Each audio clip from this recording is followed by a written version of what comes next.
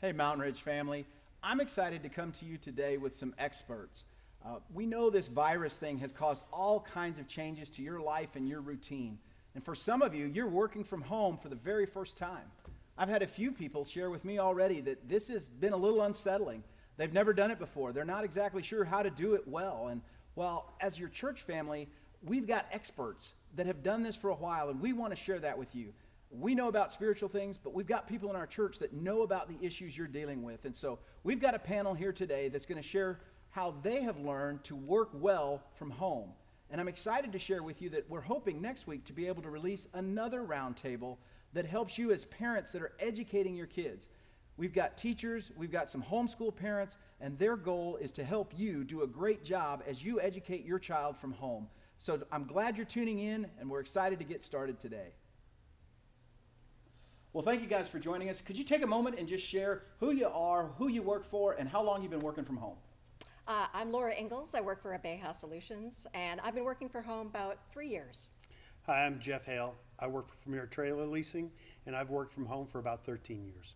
I'm Kathy Hale. I work for Grand Canyon University, and I've been working from home for 4 years. Thanks, guys. We'll get right to it because I know a lot of people have questions. How do you deal with the distractions that are unique to working at home versus working in an office? It's interesting. Kathy and I both work from home. She works home from home about 4 days a week. I'm almost every day now that I've been grounded. And we deal with distractions with dogs, with kids home from college and kids home from school right now. And it's a chore at times. You get the dog bark, you get people ring the doorbell. Fortunately, in this culture, a lot of people are forgiving in that they understand that we're working from home, so there are different distractions. We just apologize for it and kind of move on. Okay. Well, but also, like, if you have outside, like there's people doing landscaping, you know, you want to make sure your windows are closed. If you have like barky dogs or loud animals or whatever, you just want to make sure that you keep them contained. If you got little children, and you know of a place that they can go play, then that's another great solution, so you don't hear kids screaming in the background. Again, my students are very forgiving, with things like that because they know we're all working from home. Great. Okay. Could you share what you have found to be maybe your best productivity hack? What is the thing that you found that I really can get a lot done at home when? And what does that look like for you? I think it's really important to set a routine. Both my husband and I also work from home, and so being able to get up at the same time, have breakfast together, know that we can have lunch together, that coffee time in the afternoon, but also thinking about the time that you might spend commuting, spend that time walking. Go out, get some sunshine, clear your head, maybe even pray when you're doing that. I think having that kind of routine, doing those healthy habits really helps us. Yeah, she brings up a good point. I've done it for years and didn't even realize I was doing it. Excuse me, where I would get stress levels and then I would just get out and I would walk through the neighborhood. Yeah. A lot of times I would still be on the phone talking, and so my neighbors think I'm a little crazy. But they finally understand that you do need that time to kind of get out and get the sunshine and take a break. But again, you're much more productive. And so don't think that you're shorting yourself or your company, because really you don't have the commute. A lot of people work from home. They work through their lunch or eat lunch at their desk. And so there's a lot more productivity going on than you would really understand. Yeah, okay, that makes sense. Well, and this may or may not be your situation, and if it's not, that's okay, but have you encountered a situation where you don't have the equipment that you need at home that maybe you would have had in an office? And if so, how do you compensate for that? What do you do if you don't have all the tools and cool gadgets that they used to have at the office?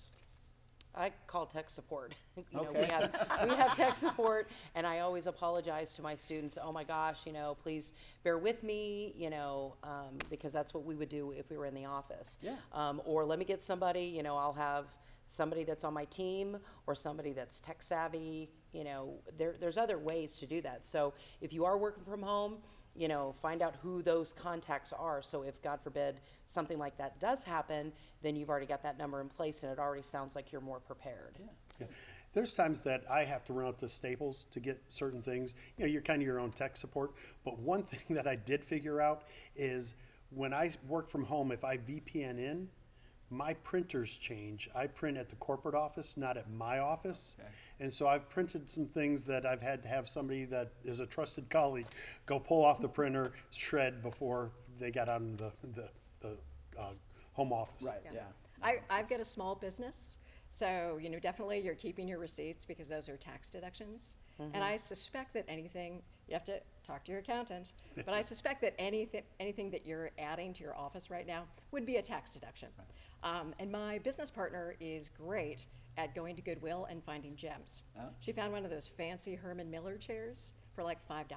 Wow. Yeah, brand new with the tags on it. Wow. So if you need to add those things, don't do without, make yourself comfortable, because we don't know how long this is gonna last. That's another Yeah. good point. Is I have a scanner that I use. It's called a Neat scanner, and I bought it for myself because, as I'm doing my expense reports, instead of stapling it onto a piece of paper and scanning it, it's easier to just scan it through and then save it to a file. And so those are some of the things that I've learned over the course of time. Yeah, okay. Yeah, be comfortable. Yes. Yeah, Yep. absolutely. Okay. Well, let's talk for just a minute about the relationship side. Now, the introvert that gets to work from home, they may love the opportunity to kind of close themselves off, but other folks are very relational and people oriented. It would be easy, I think, to start to feel a little bit lonely. So what do you do to maintain relationships with coworkers and things like that, even though you're working at home? We have IMs, so like right now it's to help ease the tension. They're laxing off a little bit, like GCU, by having us, just say some jokes. We'll play like games just to kind of stay connected, and we do that like 3 times a week anyway. We do talk about business, but it really helps. Sometimes he'll come downstairs and chime in on, name the face with the movie, those kinds of things. I'm pretty But- good at that. But, and before all of this, I used to just meet people that I used to work with, because I used to be a school teacher, and I'd meet them for lunch just to stay connected when he was out of town. But now it's FaceTiming, Right. So, you can get creative with that. You can still be connected with people, even when you're not, quote unquote, working and you're on a break. Okay. Yeah, I think in the digital sense, it's really important to have some emotional intelligence. I'm one of those introverts that you talked about. So for me, I've awoken to a social utopia Yeah. with no sports and no social interaction. But my business partner is an extrovert. And so I make sure that if I get up in the morning and I'm super productive, that I don't jam her inbox or her Slack channel with all of my questions. Yeah. I kind of let her ease into the morning in the same way that she likes to work at night. So she doesn't expect me to answer a phone call or a text at 9 p.m. Okay. I think managers need to be really cognizant of that right now. My husband also works from home, and he's in the boat where he was up until 1 in the morning because now his clients are working from home, and they have 24-hour expectations because everybody's working from home. So having that emotional intelligence goes a long way. And I think handwritten notes, old school, if your coworker gets a handwritten note from you or a little treat, that's going to really remind them that things are going to be okay. Yeah. Yeah. One thing I wish I would have realized when I first started working from home is really that sense that I went from, going and meeting with fellow employees, at the water cooler or coffee or whatever, and having that face-to-face interaction, that it really kind of spun in a different direction. And I realized that she wasn't working from home at that time yet. So she was still teaching, and so I found that it got a little lonely. And for me, I'm an extrovert and I love people and that interaction. So I noticed there's a distinct change in me. But, I know that when it took me a while when I'd go to my corporate office, I kept to myself and so now I've got that outlet. When I do get to travel to go to the corporate office, I get to spring that on everyone now. So it is a change. And part of it, I think, is being cognizant of the change in you, because I really wasn't aware of it when it first started. And so it took a little time, but now I'm comfortable with it, and it's a change in a mindset. And some of these people who are working from home, I don't want to scare anybody, but I think you're going to see a transition to a lot more people who are effective working from home. If they can showcase that they're effective from working from home, that maybe they'll get to work a couple of days, if not full time. And so it's really, I think, going to be a transition, economically and globally, where you'll see more people who will work from home. I just want to say introverts do like people. It's not that we don't like people. But Really? I think introverts have the opposite problem. I I think there's a tendency to work more hours when you work from home. That You know, is it true. easily, we can start work at 6 a.m. and then at 6 p.m., it's 7 p.m., and we need to break, you know, just to have that mental space to be creative. And so watch that as well. It's about Take the establishing breaks. routine. Take the breaks. Take the breaks. You And, need it. and you can work, if you're in an environment where you can work different hours or a split schedule, do it. Because you may end up being so much more productive at home, and you don't want to create work for all your coworkers because you're getting so many things done on your checklist. Right. So, Yeah. yeah. And again, when you look at working from home, it is a discipline.